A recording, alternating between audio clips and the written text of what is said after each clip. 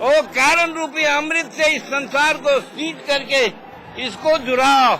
जब तक ये नहीं जुड़ाएगी पृथ्वी प्रलय में रहेगा। उठा के बाजार करके इज्जत लूट रहे हो तुम्हारे सरकार में, और साधक के लिए 100 क्रिटिसाइज है। क्यों? तो भगवान शिव के लिए 10 रूप क्यों दिखाए थे माँ ने? इसलिए कि 10 दिशा से वो भागने का प्रयास कर रहे थे, सती को रोक रहे थे। दक्ष यज्ञ में जाने से माँ 10 रूप में यहाँ अवस्थित हो गई। यही 10 रूप है कामाख्या का। यहाँ 9 रूप का पता है, 10वां रूप नहीं है। कोई साधक लिखते हैं तो गलानी होता है कि बगैर देखे क्यों लिख रहे हो। यहाँ तारा का पता नहीं लगा। जो सही में तारणी है, जिन्होंने अपने स्तन से दूध पिला करके शिव को खड़ा की, उस मूर्ति का पता आज भी कामाख्या क्षेत्र में नहीं, विश्व में नहीं लग रहा है। यहाँ प्रतिमा रखा हुआ है तारा का। और क्या है? योनि कुंड है। तो 9वें महाविद्या का पता लगा, 10वां विद्या का जिसमें पता लग जाए बेटा हिंदुस्तान हो जाएगा। नहीं तो गर्भिस्तान नरगिस्तान हो गया है। सर्वदेव मय देवी, सर्वदेवी मयंक जगत। तुम कहाँ से उत्पन्न हुए हो? वो भी कोई माई होगी, बाप नहीं। वो कहाँ से, वो कहाँ से? ब्रह्मा विष्णु रुद्र कहाँ से? सब जोनी से निकले हैं।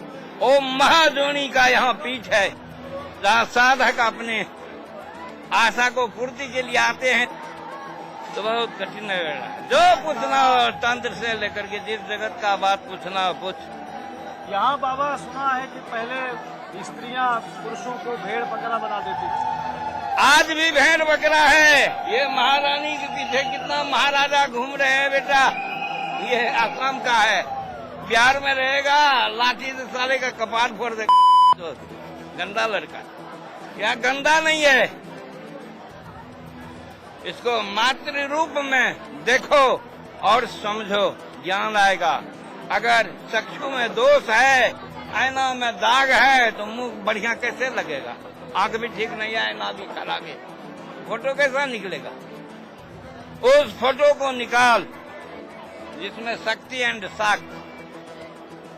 शक्ति क्या है और शाक्त क्या है? शिव शाक्त है, माँ शक्ति है। उसने कोई रूप नहीं बनाए शिव जी, सबका रूप है, उसका है। अम्मा है उसमें लगा हुआ है। हमारा बेटियों पूछता है, हमारा बहुओं पूछता है, हम भी पूछते हैं, हमारा बापों पूछता है, माइयों पूछता है। उसको हम कभी पूछे सुनते हो दूसरे का? बड़ी कठिन है बेटा। धन्यवाद।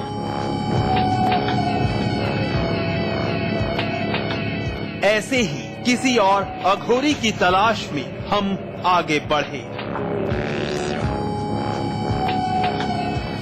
कामाख्या शक्तिपीठ की यात्रा का एक और रहस्य है, वो ये कि कोई भी साधक या भक्त उस मायावी नगर में तब तक नहीं आ सकता जब तक महामाया मां कामाख्या की इच्छा ना हो।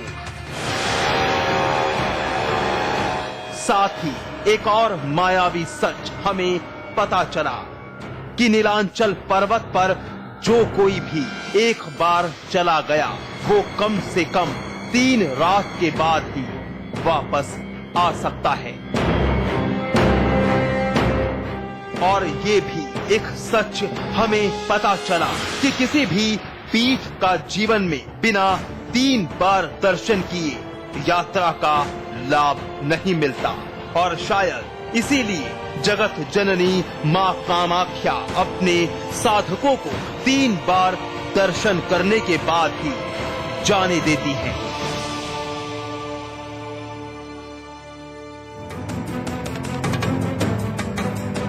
ये परंपरा सदियों से चली आ रही है। लोग भूखे प्यासे भी 3 दिन तक वहां रह लेते हैं। हमें एक ऐसे ही औघड़ की तलाश थी जो वाकई अध्यात्म की उस स्थिति में पहुंच गया हो जहां पहुंचकर सिर्फ आनंद ही बसता है और कुछ नहीं। आखिरकार हमारी खोज कामयाब हुई। हमें एक ऐसे साधक मिले जो आंख से अंधे थे, लेकिन उन्हें जो दिखता था वो कोई विरला ही देख पाता है। यहाँ क्यों आए बाबा? घूमने आए, मैया को दर्शन करने के लिए आए, भजन सुनाने के लिए, और किस लिए आए? हमको भी सुनाइए एक आध भजन। सुना रहे हैं। यहाँ क्या आए हैं, कुछ पॉकेट मारी करने? क्या जैसे आए वैसे जाएंगे, नंगे आए नंगे जाना है कि नहीं? बोलिए। अब हमको तो हाँ ही करना पड़ेगा। तब क्या नंगे नहीं आए? आप भी नंगे आए कि नहीं? हम भी नंगे आए, सब तो यहाँ मिला। कहीं से कुछ लेकर आया? कोई कुछ लेकर आया? जो भी आया, जितने भी जीवा जंत ऋषि महर्षि सब तो आया। वैसे बोलिए, है ना? जीवन को मैंने सौंप दिया, सब भार तुम्हारे हाथों में। सहज स्वभाव और अध्यात्म की चरम सीमा पर आसीन माँ कामाख्या की उस परम साधक से बात करके हमें आभास हुआ कि वाकई जो घोर ना हो वही अघोरी है। भजते फिर भी तुम हमें नहीं मिलने की आरज़ू है। आप छेड़े हैं तो सुनिए। मिलने की आरज़ू है तो सब कुछ मिटा के देख, पर्दे नसी अजर है, पर्दे नसी नजर है, पर्दे में आके देख। पर्दे नसी नजर है, आपके नजर में अगर लाज है तो पर्दे से देखो। बोलिए, नजर में पानी है तब, और जिसके पानी नहीं रहता कहते हटो साला हट जाओ, फटकार के भगा देगा। मुझे अब मातृ सत्ता के आधीन उस शक्ति पीठ में कई और रहस्य मिले जिन्हें हम अगली कड़ियों में आपको दिखाएंगे। मातृसत्ता की महारानी माता कामाख्या के साधकों की दुनिया विचित्र है और विचित्र है उनकी साधना। खैर, उनकी बातें वही जाने। हम मिलेंगे एक और एपिसोड में, तब तक के लिए नमस्कार।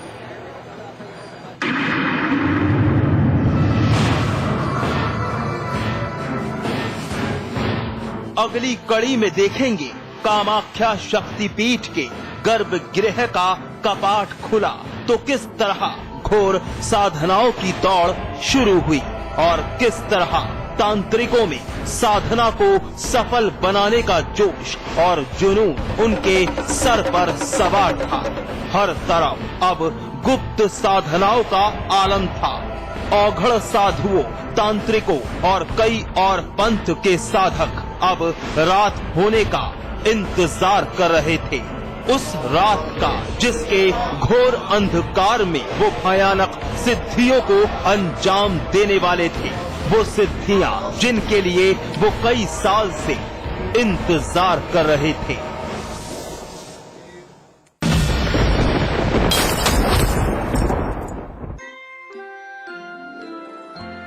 चिंता मत करो, बस अस्पताल जरूर जाना। तो खर्चा? सब अच्छे से होता है वहाँ। जांच, दवाई, और खर्चा? बच्चे का जन्म और 2 रात अस्पताल में माँ और बच्चे दोनों की देखभाल। और खर्चा? अरे देवर जी, अब हर सेवा मुफ्त है। सरकार का जननी शिशु सुरक्षा कार्यक्रम जो है, जच्चा बच्चा के स्वास्थ्य को लेकर चांस क्यों लेना? चांस क्यों लेना है, चांस क्यों लेना। खोल दो इन खिड़कियों को, इन दरवाजों को, हाथों को फिर से हाथों में डालो। किसी को गुदगुदाओ, किसी को गोद उठाओ। दोस्ती करो, मोहब्बत करो। पास पास आओ, पास पास आओ, पास पास आओ। गले मिलो, आंख मिलाओ, किसी को अपना बनाओ। ताया ताई, मौसा मौसी, सबसे प्यार करो। पास पास आओ, हाल में रहो हमेशा पास पास। पीछे पीछे वक्त चला, आगे निकल गए हम तुम। सोचो ऐसा क्या कर गए। मैं शुद्ध हूँ तो शुद्ध प्लस पान मसाला, तुम में भी मैं हूँ। यहाँ मेगा मॉल बनेगा, तो बिगेस्ट इंडिया एवर सीन। यहाँ स्टेडियम बनना चाहिए। चैरिटी के बारे में सोच रहे हैं। कभी तो ऐसा ख्वाब देखिए जिसमें हजारों ख्वाब शामिल हैं। GR एंटरप्राइजेस के इंटरनेशनल स्टेडियम ने इस शहर के लोगों में गर्व की भावना और स्पोर्ट्स कल्चर को अद्भुत बढ़ावा दिया है। GR Enterprises shares have reached an all-time high. जब दूसरों के ख्वाब पूरे करोगे ना, तो अपना कल बनते देखोगे। रजनीगंधा खिलते है दुनिया, अक्सर तन्हाई में तुझे पुकारे, नाज़ोर दिल पे चले, हारे हारे हारे, हम तो दिल से हारे। देखिए अधूरी दास्तान सिर्फ समाचार प्लस पर। स्वाद बड़ी चीज है, स्वाद से बढ़कर कुछ नहीं। तुलसी सादा पान मसाला। हमारे साथ अमिताभ अग्निहोत्री वरिष्ठ पत्रकार मौजूद है। तो पहली बार मायावती ने जब प्रेस कॉन्फ्रेंस की, जो लगाम है देश के लगभग सभी बड़े न्यूज चैनलों पर नजर आने वाला एक जाना पहचाना चेहरा, जिसे जनता ने भी अपना प्रवक्ता माना, जिसके बिना अधूरी है हर बहस, हर चर्चा। परिवर्तन हुआ। देखिए अमिताभ अग्निहोत्री को अब सिर्फ समाचार प्लस पर। खबर वही जो हमने कही। हर फिक्र से करेगा फ्री, मैं मार मार के हंसाऊंगा। टेंशन को करेगा टाटा, और तुम मुझे कहाँ छोड़ के चले गए थे सलीम? जो मिस करेगा ये प्रोग्राम उसको होगा हंसी ठहाकों का घाटा। कविता खत्म हो गई, ताली बजाओ। देखिए कॉमेडी अनलिमिटेड रोजाना 2:30 बजे सिर्फ समाचार प्लस पर।